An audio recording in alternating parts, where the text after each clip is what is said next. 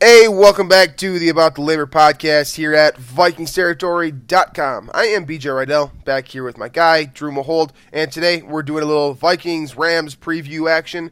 We'll talk, everything from Jared Goff to Aaron Donald, talk about those individual matchups, what's going to be important for the Vikings to have success this Sunday against, possibly their first, true competition in the NFC, at least since that Week 1 Saints game when the Saints did not look like they do now. Let's put it that way.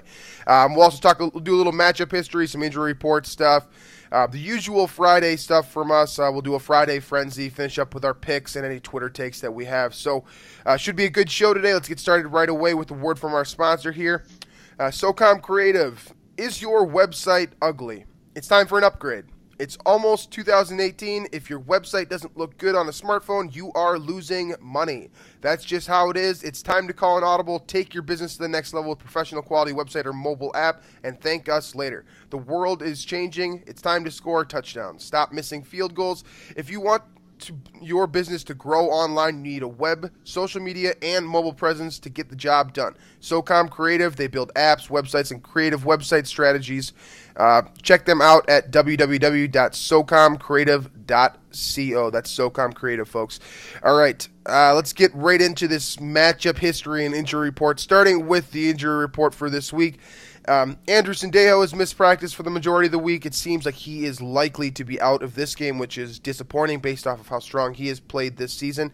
Other than that, though, we got a limited capacity from Everson Griffen. It sounds like he's probably going to be back this week.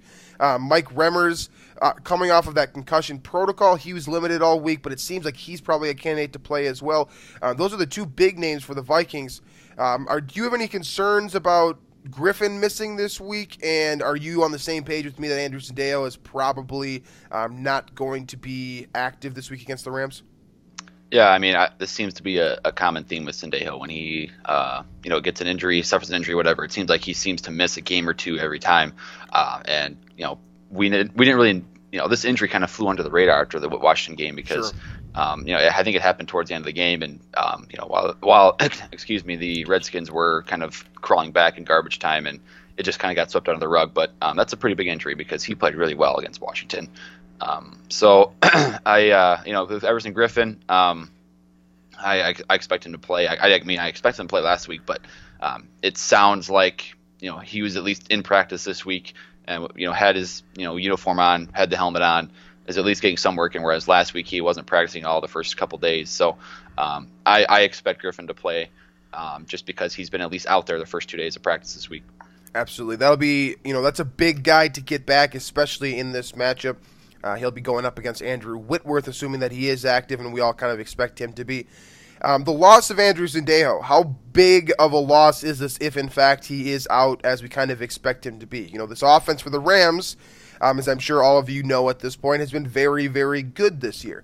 Jared Goff has been, has taken an incredible leap from that first season, and, so Everson Griffen coming off of the edge against left tackle Andrew Whitworth, who I'm sure a lot of you guys remember from free agency as a guy the Vikings and Vikings fans would love to have gotten.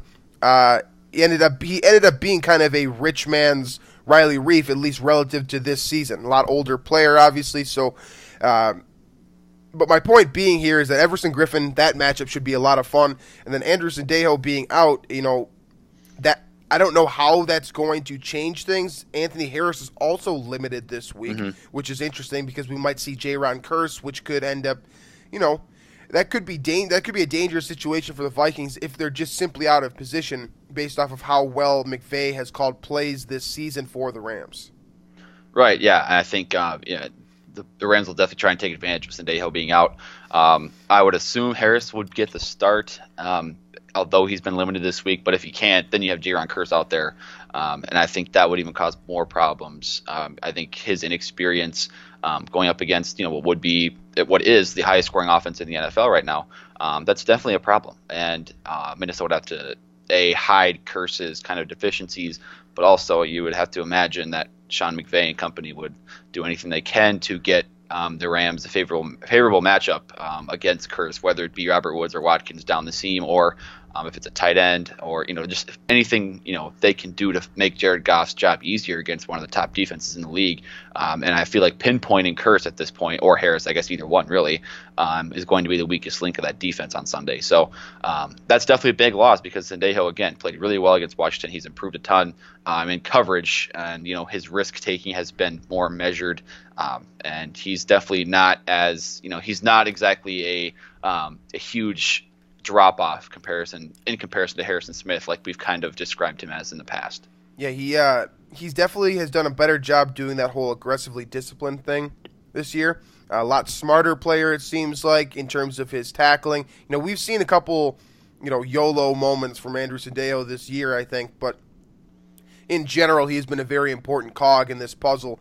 And the Vikings definitely need to have him out there. It sounds like he won't be, so that's disappointing. On the flip side here, for the Rams, they've got an interesting injury report this week because they've had a lot of guys miss practice this week with non-injury related ailments, I suppose, or issues.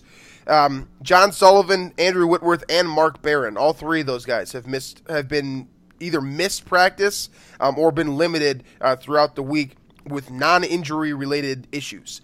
You've also the only name on here with an actual injury that might come back to bite them, it looks like, is Connor Barwin, the linebacker formerly with the Philadelphia Eagles. Premier edge rusher. He's been very good for the Rams since he arrived. He did not practice on Wednesday or Thursday, but it seems like they're going to get Robert Quinn back, who missed last week with an illness, and Roger Saffold, who didn't practice on Wednesday, was a full participant on Thursday. So it sounds like they're going to get him back as well. Fairly evenly match up in terms of, injury issues, I suppose. Seems like the Vikings might be missing one guy and the Rams might be missing one guy. So as a whole, we're going to get, two very potent teams essentially at their finest right now. Mm-hmm. Obviously with, Dalvin Cook being out, that's, we're past that at this point, but that's really the one significant injury, the one very significant superstar caliber level player that will be missing this game for either team. Yeah, I think, too, you have to look at LaMarcus Joyner for the Rams, too, who sure. He hasn't practiced this week with a hip injury. We might, Vikings fans probably don't remember him fondly for what he did in 2015 at TCF Bank Stadium when, he knocked Teddy Bridgewater out of the game and left him unconscious on the field. And that was scary. And it was an interesting sight to see. And that was, of course, Greg Williams, I believe, was the defensive coordinator at the time. So, not surprising given his reputation. But he might not be playing. He's moved to safety since then. And if he doesn't go, I'm trying to remember who is behind him on their roster. But, he's been really, really good in that switch over to safety. They have, I think, who else is starting out there? They have John Johnson is out there starting for him. Otherwise, they have Cody Davis, who also gets a bunch of snaps. So, regardless, it's going to be a big drop-off if he's not there. But otherwise, yeah, I would agree that, for the most part, these teams are, when you consider the rest of the league and where the league is at, I feel like both teams are a lot healthier than, the average team. So you're going to get both teams relatively at their best. And that's definitely, it's going to be a nice treat to see on Sunday. Absolutely. And, what's fun about the Vikings and Rams playing each other at their best is that throughout history, most of the time before I was alive, these games between good Rams teams and good Vikings teams have been thrillers. A lot of really fun, high-impact games throughout the Well, even that 2015 game was a thriller. Right. Yeah, it went into overtime. The Vikings ended up getting a big W, and it kind of, do you remember that game? Because that was. I remember Linval Joseph had the best game of his career in that game. That's the one thing I remember. I remember Sean Hill playing too, and it was ugly, and he almost gave the game away. Yeah, that was a situation where Sean Hill came in. I think he threw one pass, and then he also rolled out, and we saw his mobility for the first time, and we were just like, all right, this guy's he's got. Yeah, and then Norv was essentially forced to hand the ball to Peterson, and then when the Rams were literally. Yeah. Expecting nothing else, and it worked. A nightmare. That did kind of. Well, in overtime it didn't work. In overtime, it didn't work. In the regulation period, it was towards the end of the game. Peterson kind of, helped the Vikings get into field goal range there for Blair Walsh. But yeah, I don't know. So throughout history here, the Vikings lead the overall series, including postseason games, 26-16-2. And the Vikings have won a ton of meaningful games, like I said, particularly in the 70s here in the late 60s. shocker, against the Rams. They won in 69, they won in 74, they won in 76, and they won in 77, all postseason games, and they lost in 78. So I talked to a guy earlier this week on a Rams show and talked about how these two teams kind of have like a mini rivalry just because they've played so many meaningful games. I was talking to Drew before this episode. In 2000, the greatest show on turf, when Jeff George was still quarterback for the Vikings lost 49-37 to the Rams in the postseason. And just think about think about Twitter during that type of a game. You know what I'm saying? 96 total points, 96 total points. Just an incredible 86. You know what happened? You know what would have happened? So Jeff George threw for over 400 yards and 4 touchdowns that game. Yeah. There would have been the crowd of Vikings fans that would have campaigned for Jeff George to be the QB of the future, while Dante Culpepper sits behind him the following year after that game. Right? That would have definitely happened. That definitely would have happened. Obviously, the biggest memory that I think a lot of Vikings have, Drew touched on it earlier, is that most recent game. Greg Williams is no longer the defensive coordinator anymore, so we don't need to be on edge about him trying to kill our players this week. It is Wade Phillips now, who isn't going to try to kill our players, but he's definitely going to try to beat our players and has done a very good job of that throughout his career as a defensive coordinator. But that LaMarcus Joyner hit a couple of years ago, I remember that very vividly, I suppose, just because that was when Teddy had really started to turn it on a little bit. This was the middle of the 2015 season when the Vikings ultimately made the playoffs. The Rams were a contending team at that point, and the Vikings found a way to get it done in overtime. So, mostly fond memories for me against the Rams. I think this is definitely an opportunity to add to that, given the circumstances surrounding this game and how important this game will be. It's not going to be an easy battle, of course, but at the same time, a matchup between 2-7-2 teams. Looking at the postseason, this could determine whether one of these teams has a bye week, or even if one of these teams, if they fall apart after this game, if one of these teams doesn't make the playoffs. So we got a very important game here. Let's jump into some of this, individual matchup stuff for the Rams. Let's start with the quarterback position, because that's kind of what we always do. Jared Goff, rookie out of Cal last year, did not look good, but he looked great in college. I thought he had great college tape. Very smart player. He was making a lot of dumb throws and a lot of decisions that were uncharacteristic to him. And he was doing that thing that we talked about with Case Keenum, where he kind of backs up in the pocket when he runs into pressure instead of manipulating it. And that was creating a ton of issues for Jared Goff. Now, Sean McVay comes in, youngest coach, that I've ever seen, 31 years old, absolutely ridiculous. He's got multiple players on his roster that are actually older than him, including Andrew Whitworth. I think John Gruden might have been the last coach that was that young. I mean, because he was really young when he was with Oakland back in either him or early 2000s. I think it was either him or Mike Tomlin are the two. Those are the two guys that I can remember that were coaching at an extremely young age. But so Jared Goff is he has redeemed himself to an extent this season. I mean, obviously, when you're a number 1 overall pick, this is the type of production that you expect every single year, so he's not exactly off the hook. But what have you seen from Goff this year in terms of his progression and his ability to be a much better quarterback than the guy we saw last year?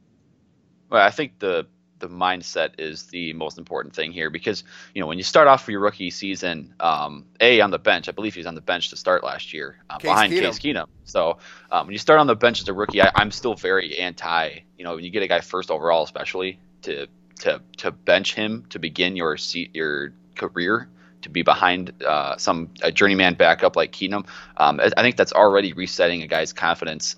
Just because when you draft a guy first overall, you're essentially giving the franchise to him. He's your franchise quarterback, and I've always been of the philosophy that you get the guy game reps as much as you can right away. That's the best way for a guy to learn. And they started him out. They started the season with him as the backup, and then the offensive line wasn't any good. The running game was it was iffy. Todd Gurley didn't have the best season. last year. It's just the entire unit as a whole was not good, and I think the supporting cast was a big part of why Goff wasn't successful. And I also think, again, the mindset that the team didn't trust him right away. They had Case Keenum in there before him. I think a lot of things contributed, but we definitely didn't see Jared Goff in the best of circumstances last season, and I think now we're seeing the best of circumstances for Jared Goff when he has an offense that lets him rip it down the field, an offensive line that's protecting him. You have weapons on the outside that are playing as good as they've ever played with Robert Woods and Sammy Watkins, and you have Todd Gurley, who's being used more as a receiving threat than he has in the past, and he's thriving in that role. I think things are much easier for Jared Goff, and he's being given a very easy situation to thrive in, and a lot of that is obviously credit to Sean McVay and the coaching staff, I think.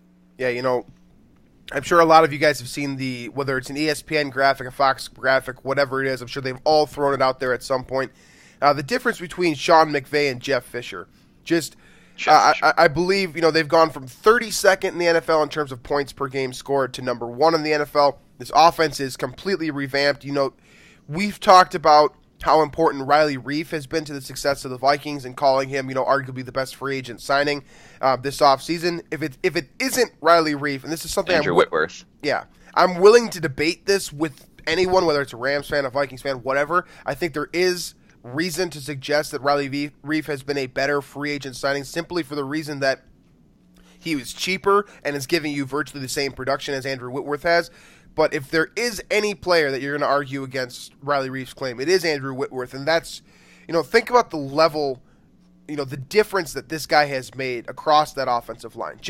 Not just installing himself as a very good left tackle, but also that mentality. Think about, the difference between having a quality left guard next to you or, a quality left tackle and how different the play has been from guys like Nick Easton this year with Riley Reiff in there versus Matt Khalil. You make the entire offensive line better by basically installing guys like Andrew Whitworth, or on the Vikings side, Riley Reiff and Mike Remmers have done a really good job shoring up that offensive line. And it's been a completely different, it's a completely different game when you can block for any quarterback, whether that's Jared Goff or Case Keenum. I don't care. But it's been incredible what Sean McVay has been able to do in just essentially overnight. Going out and getting Sammy Watkins and bringing in, Andrew Whitworth and getting in these fortifying pieces for this offense and allowing them to thrive. You see them draft Cooper Kupp as well, the wide receiver out of Eastern Washington that we really liked. Extremely technical route runner, guy that just gets open with the best of them. Now you've got all these different, pieces for Goff to work with. You've also got the rookie Gerald Everett, who hasn't been featured maybe as much as we might expect him to have been, but he's there as well at tight end. So there's a ton of very athletic pieces on this offense for Goff to work with. And this is, what they do on offense, a lot of it is a matter of getting their playmakers the ball in space and just allowing them to create that yards after catch. So a lot of screens, a lot of short dumps, a lot of quick passing, a lot of the things that we saw a couple weeks ago that Cleveland tried to use to stop the Vikings defense from surging into the quarterback. So that could be an issue for the Vikings defensive line, because simply for the reason that they won't have a lot of time to get to Jared Goff. But at the same time, you have to make adjustments if the Vikings offense is able to score some points against this very good defense that has been, there's been a couple of different points this year where I've been like, oh, great, the Rams offense is, playing unbelievable, good for them. But what happened to this defense?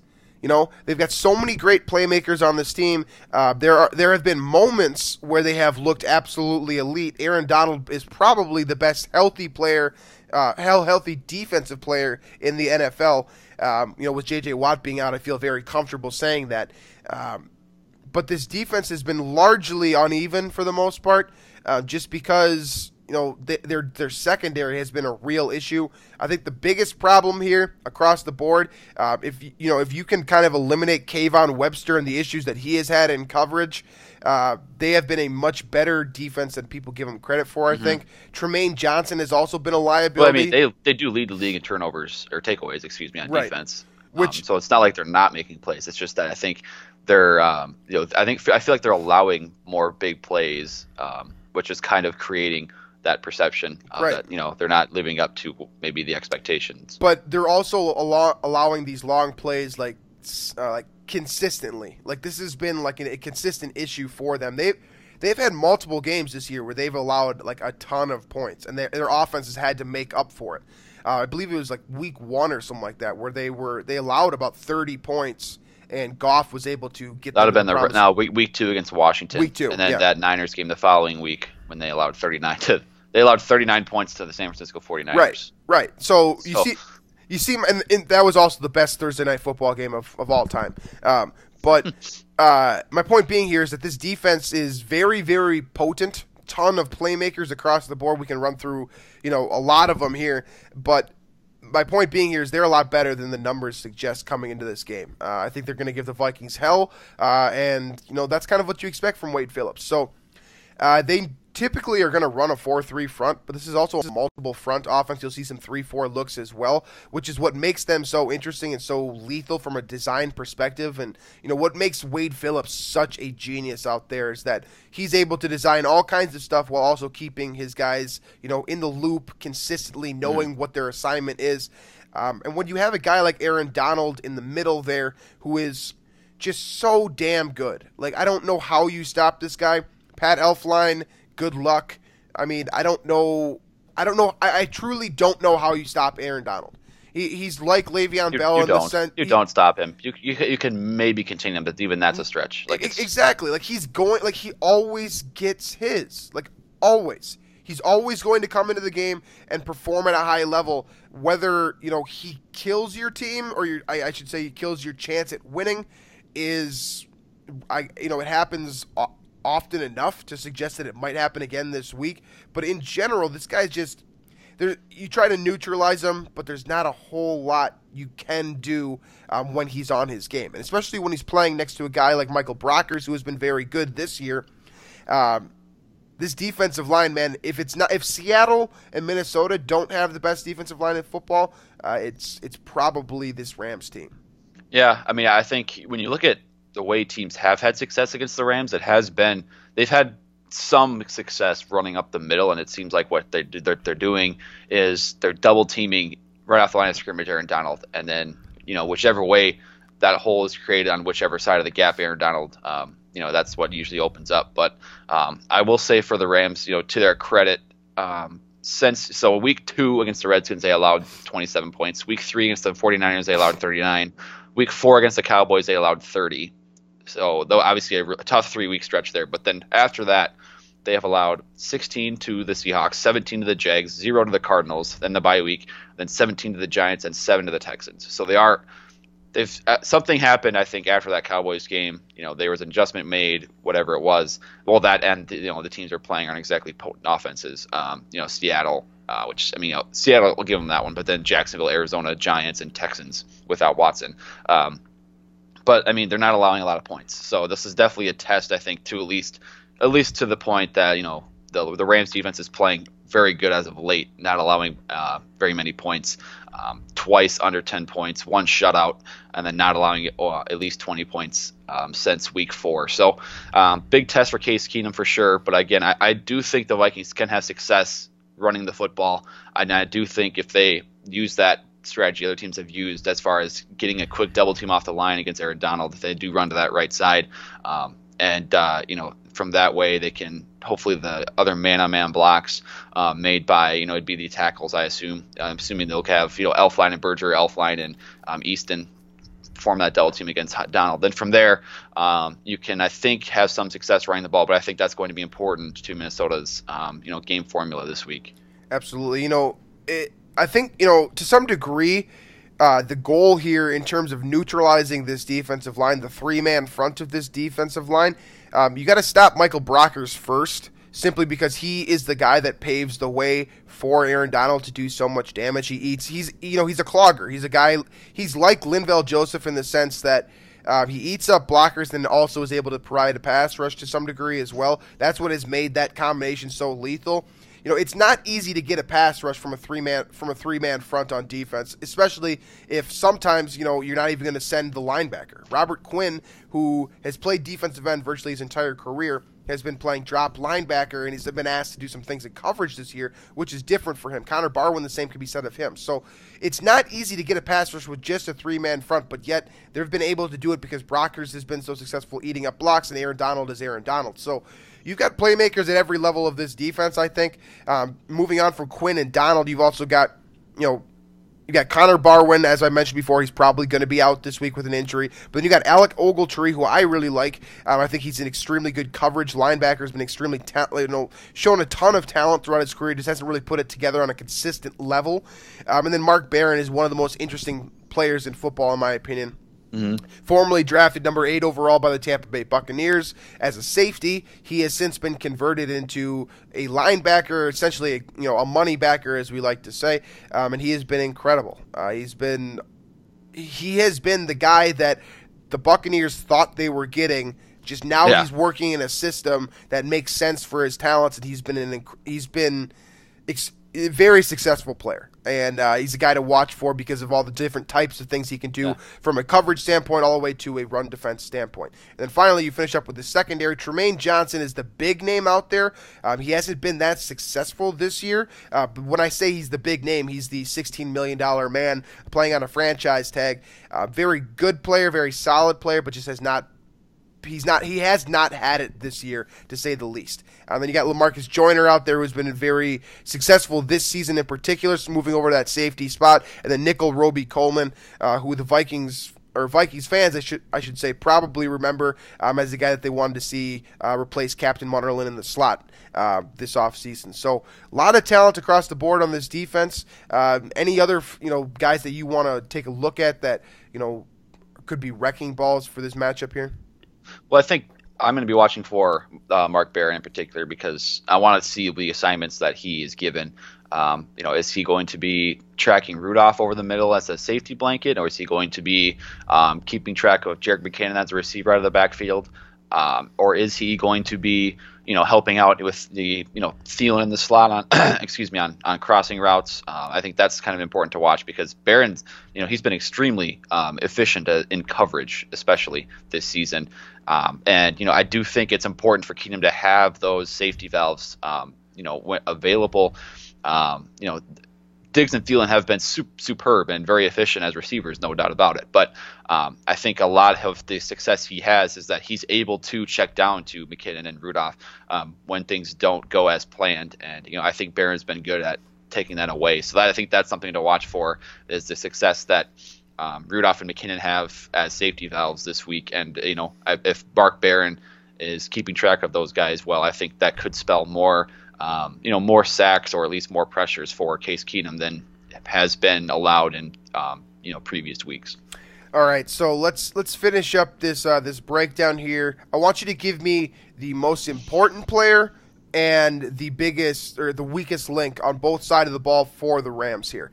There is one caveat here. You're not allowed to use Todd Gurley, and you're not allowed to use Aaron Donald, because I think that we'd end up just giving the same answer if I allowed you to use those that's two guys. Probably true. I mean, you can't. The most important player in the entire game might be Aaron Donald, or at least the most talented for sure.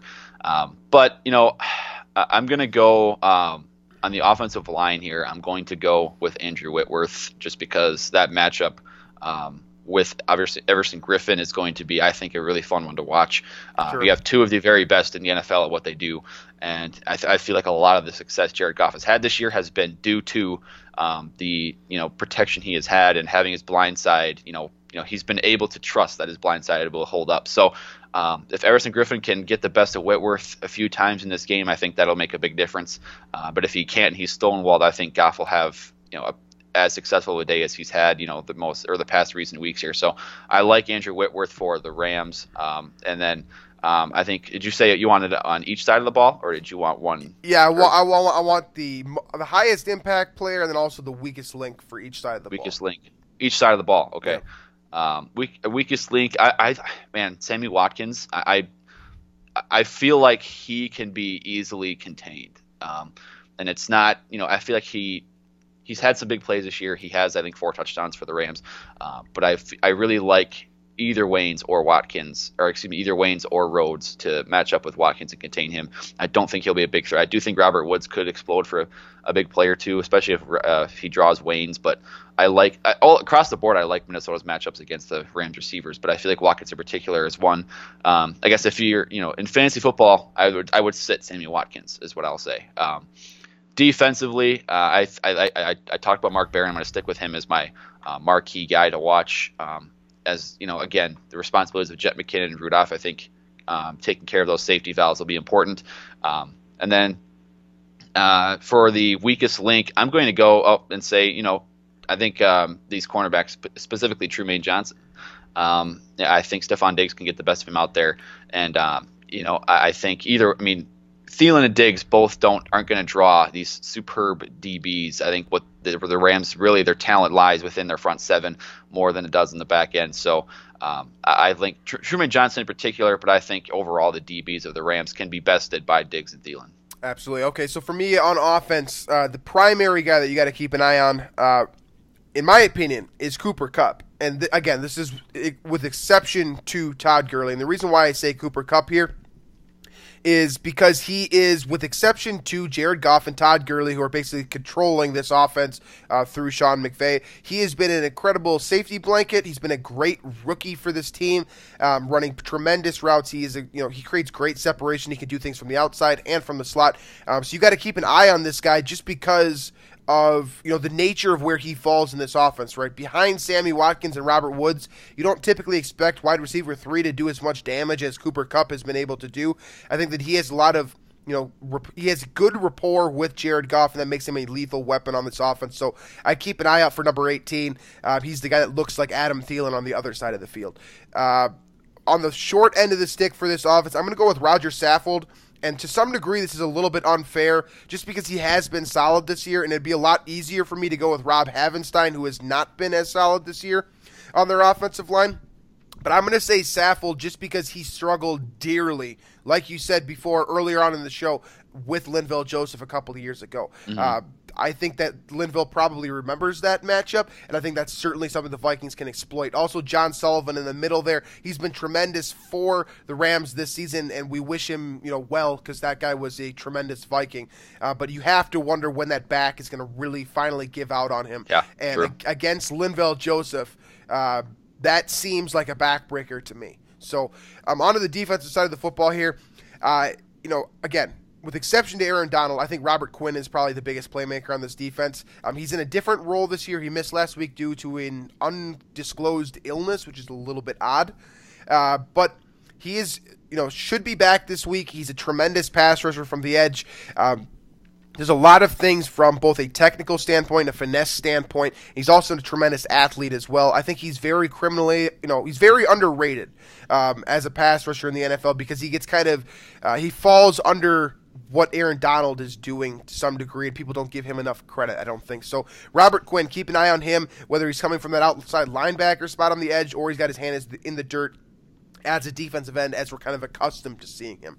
And on the other side, the flip side here, I kind of have to go with Drew here because I don't think, I don't see a tremendous weakness on this defense with exception to these cornerbacks. He highlighted Trumaine Johnson, so I'll go with Kayvon Webster, who has been very Trey Waynesy, I should say. Sure. He gets burned quite a bit. He's going to be the guy that the Vikings are going to target coming out. You hear all the time about how coaches have a script to start a game. I can totally see Pat Shurmur starting this game off with a couple of run plays to set up play action, and then attacking Kayvon Webster downfield to try to get an early lead against what has been a very good offense. So I think that is probably the weakest link on this defense, and I think if the Vikings are going to win against the Rams, they're going to need to exploit Kayvon Webster. So before we jump into our picks for the week here, I just want to highlight the special teams. We don't normally do this just because special teams don't have as much of an impact as some people may like, but this is a unit that might have the arguably the best kicker and definitively the best punter in Johnny Hecker, the punter, and Greg Zuerlein, the kicker. Sure. Zuerlein, if you have him on your fantasy team, has been a juggernaut. It's hilarious. I literally have 1 week because Zuerlein is putting up 19 points or something ridiculous like that. He's 28 for 29 on field goal attempts and 30 for 30 on extra points. So he's having a pretty good year, I think. Essentially, if the Rams get into field goal range, pretty good chance that they're going to score points one way or the other, right? Yeah, he's pretty much on pace for about 55 field goal attempts this year.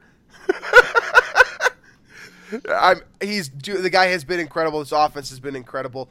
And then Johnny Hecker is simply, Bill Belichick called this guy a weapon. So I'm just gonna leave that there. Let that one stew for you guys. Just know that this special teams unit is probably the best one that the Vikings have faced so far this year. All right, so let's get into our picks for the. Oh, before that, let's do the Friday Frenzy first. Friday Frenzy, and then we'll jump into the picks after that. For the Friday Frenzy this week, I want to talk about the Dallas Cowboys because I believe Drew does as well. The Zeke Elliott scandal is finally over. We haven't talked about that essentially at all, and for good reason because it doesn't concern the Vikings obviously, and it's a situation that is fairly tongue-in-cheek, and there are a lot of very strong opinions of one way or the other. But ultimately, Zeke Elliott is going to have to serve a 6-game suspension, and I think that it sets a good precedent for the NFL. I'm not saying that I think that Zeke was rightfully suspended. I don't actually know. I don't have all the information, so I'm not going to pretend that I do. But I do think that this is a domestic abuse situation. This is a situation where it makes the NFL look horrible, and it makes Zeke look horrible as well. So I think this sets a good standard moving forward. Think about a couple of years ago when the Adrian Peterson thing broke, the Ray Rice thing broke. 2-game suspension for Ray Rice, and then Adrian Peterson suspended indefinitely. This is consistent and sustainable in terms of punishment for the NFL. A 6-game suspension, it's going to make sure that you understand that your conduct is inappropriate and completely unacceptable. Because 6 game checks. Think about how much money the guy is losing this year on 6 game checks. So I like that. I like kind of the message that the suspension sends, whether it's accurate or not. I don't know. I'm going to have to believe that it's accurate simply because I don't think the court of law would do this much, or the NFL even. Well, yeah, the fact that they did that, Zeke and his side did kind of give up tells me that he's essentially admitting to what the charges were. There's at least something there. There's something. He did something wrong. Right. I guess the overarching point here is I'm glad that the NFL didn't look at America's team and be like, all right, our ratings are going to suffer here if we suspend Zeke Elliott for 6 games. They held strong. They set a strong precedent moving forward. And if there is a case to be made for Roger Goodell to remain the commissioner, I think this is a good piece of that, I suppose, simply because he has shown now that he can go through these situations objectively, not just hating the Patriots for no reason, and take down a very important player in this league and also on the Cowboys as well. So I like the precedent, true or not. Good to see Zeke Elliott on the sideline this week. It'd be interesting to see how Dallas responds. We've already seen one response from Jerry Jones. Yeah, that's kind of what I wanted to add on to, because some of you may know this, some of you might not, but I don't like the Cowboys, and I've hated them essentially since I've started watching football, and a lot of that is because of Jerry Jones.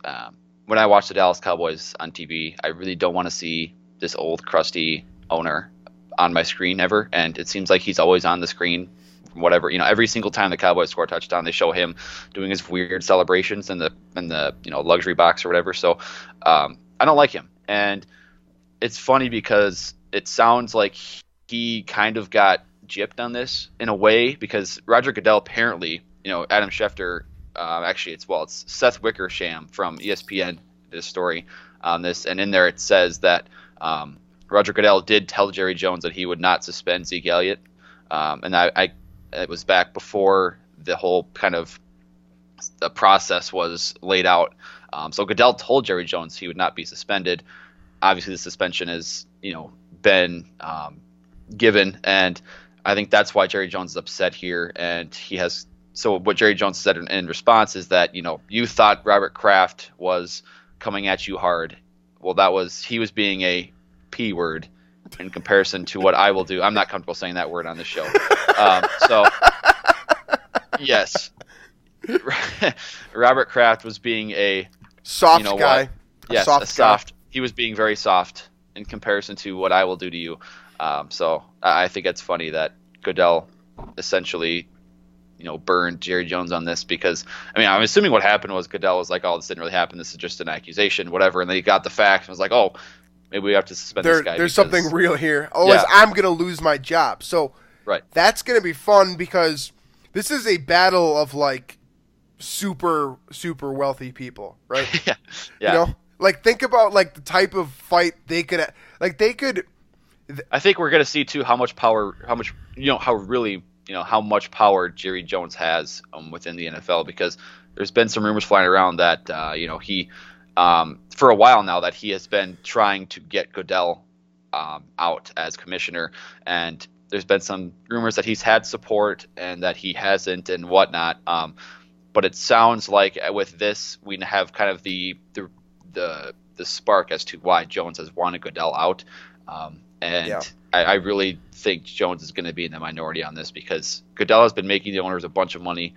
The one reason Jones is upset here is because his team isn't doing well, halfway in part because of Zeke's suspension now. I guess it's to some degree I get why Jones is upset because he was lied to essentially. But come on, maybe don't draft players that sexually abuse women. Yeah, stop adding players to your roster that are just huge piles of crap. Yeah. Here's how I want. Yeah, seriously. This is how I want this to be resolved. I want both Jerry Jones and Roger Goodell to get into their private jets, and I want them to joust in private jets, because that would be the richest thing of all time for them to literally fight to the death in their private jets. That's what I want to see happen. That's how much would you pay for that? Seriously, to see two billionaires, that are very close to billionaires, essentially holding out some sort of, I don't know, a lance of some sort, jousting out of their private jets. I don't know, man. That sounded funny to me in my head, so I thought we'd talk about that. All right, let's jump into our picks for the week. Drew and I have been on fire lately, if you didn't know, so maybe you should start listening to us now. I know I told you guys about 5 weeks ago that you probably shouldn't listen to these picks. Now you should, because we're good. BJ's on fire, and I hate it because the gap is closing between us. The gap is definitely closing. So, first game this week was on Thursday Night Football. That game has already happened. Both of us took Pitt. I don't think that should be a shock to anyone. Starting with our game of the week here, Minnesota Rams, Sean McVay, Mike Zimmer. It's going to be a ton of fun this weekend. I think this is really a game that can go either way. Give me a score prediction and who you got. I'm going to go with the home team, Vikings. And I simply think that this home field advantage is really the difference here. I think if this game was in Los Angeles, I would have picked the Rams. It's just the way it is. I think these teams are very evenly matched. I think they're two of 3 or 4 teams maybe in the NFL that have both a top 10 offense and top 10 defense. Right. I think the Saints are in there as well. But simply put, I think these teams are very evenly matched. But I think something that was alluded to, I've seen over the internet this week, is that Jared Goff and the Rams get to the line of scrimmage early. They kind of do a hurry-up set type of thing where they get to the line quickly so that they can still communicate to Jared Goff, the coaches can, with what the defense is showing. And I don't remember exactly what time on the play clock that the communicator shuts off, but that's one way the Rams kind of are helping Jared Goff, and I feel like Mike Zimmer would like to have some fun with that because he's been known to disguise things very well. He'll make late adjustments. He'll have, for example, Sandejo or Smith, either creep up to the line of scrimmage late or go back into a deep safety look late. So I think the Vikings will get the edge here, and I think they'll win 23-20. I think it'll be a close one. I guess we'll trust Kai Forbath in a late game field goal here. Okay, so I picked the Rams earlier this week, and I'm not going to do the wishy-washy thing this week. Last week you were right no matter what because you kept flip-flopping. I kept flipping, and that I don't want to do that again. So I picked the Rams earlier this week. I'm going to stick with the Rams. I'm going to stick with my reasoning behind this too, and that's simply that they have been more consistent than the Vikings have on offense all season long. So I think this is going to come down to the wire. I can really see this going into overtime once again. At the end of the day, it might come down to a turnover. I think it could come down to a turnover that happens in the first quarter even.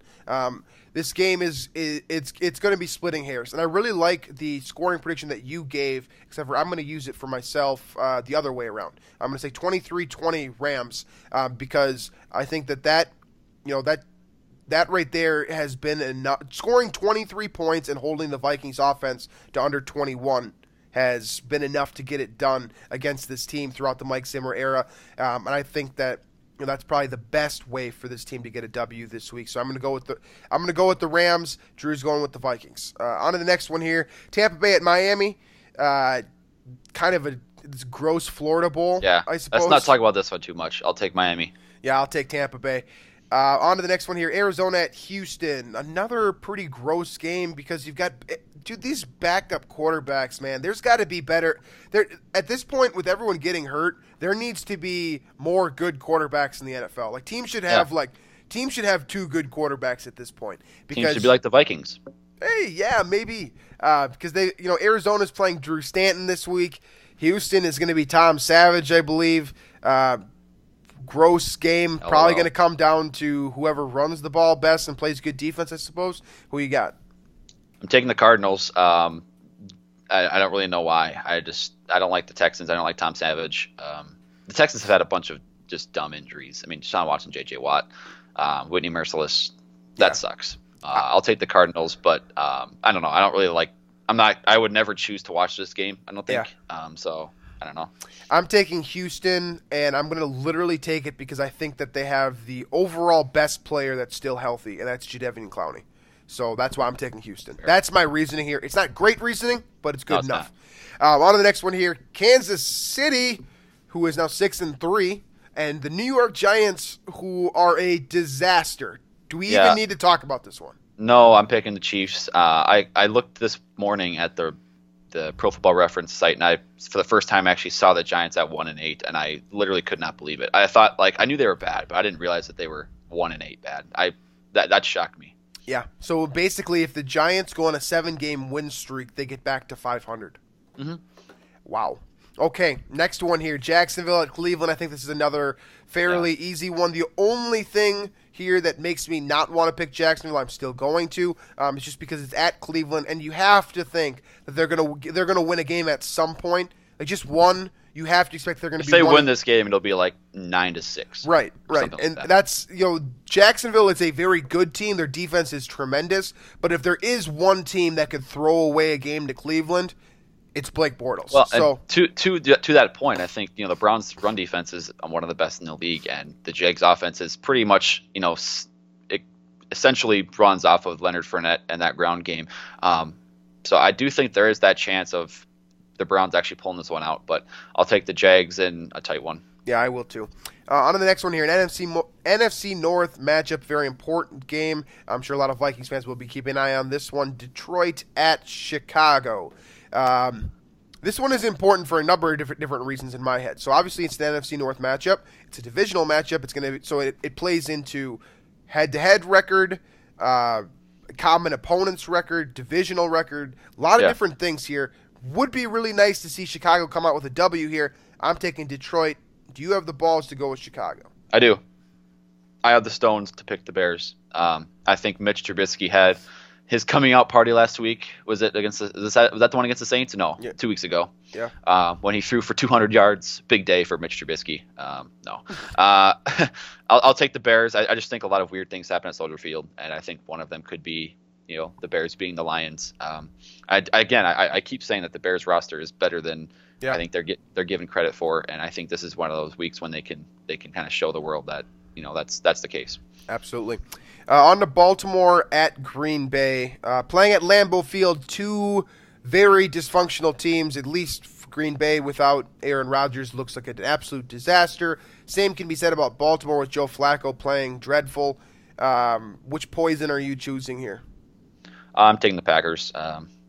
Hundley looked, he looked a lot better last week against the Bears, and I like the Packers here. I don't like the Packers here, but I like them just slightly more than the Ravens, which isn't a lot, but I'm still picking the Packers. I'm going to pick Baltimore simply for the same reason that I've been picking against Green Bay since Aaron Rodgers went down, and that's that until Brett Hundley shows me something, it's just impossible to pick Green Bay. So I'm going to take Baltimore. The Ravens, though? I mean, the Ravens? Joe Flacco is literally the worst starting quarterback in the league this year. Yeah, but their defense is – True. Green Bay's defense is a disaster, so they might be able to make Joe Flacco – Yeah, that'd be hilarious if Joe Flacco lights it up. Yeah, throws up like 40 points on him. Like his literally, like his yards per attempt is something stupid, like 4.7 or something like that.